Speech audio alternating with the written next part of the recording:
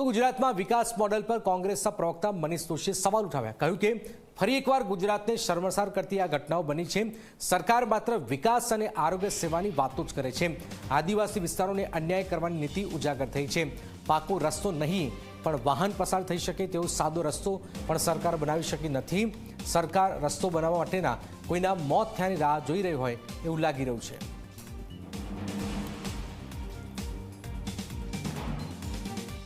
ગુજરાતની અંદર દાવા કરે મોટા મોટા આરોગ્ય સેવાના, મોટા મોટા વિકાસના દાવા, અને એની વચ્ચે છોટાઉદેપુર જિલ્લાના નસવાડીમાં એક પ્રસૂતાને ફરી એક વખત, એટલે કે અગાઉ તો આવી 2-3 વખત ઘટના બની, પણ ફરી એક વખત એવી ઘટના બની કે પ્રસૂતાને હોસ્પિટલ લઈ જવા માટે રસ્તો જ નહીં, એટલે જોડીમાં લઈ જવું પડે।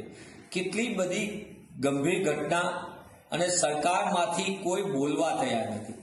આ એ જગ્યા છે કે જ્યાં ભૂતકાળની અંદર કલેક્ટર ને ડીડીઓ પણ ત્યાંથી પસાર થઈ ચૂક્યા છે, અને જ્યાં ગયા હતા ત્યારે ત્યાં સંપૂર્ણપણે એમના વાહનો ફસાઈ ગયા હતા।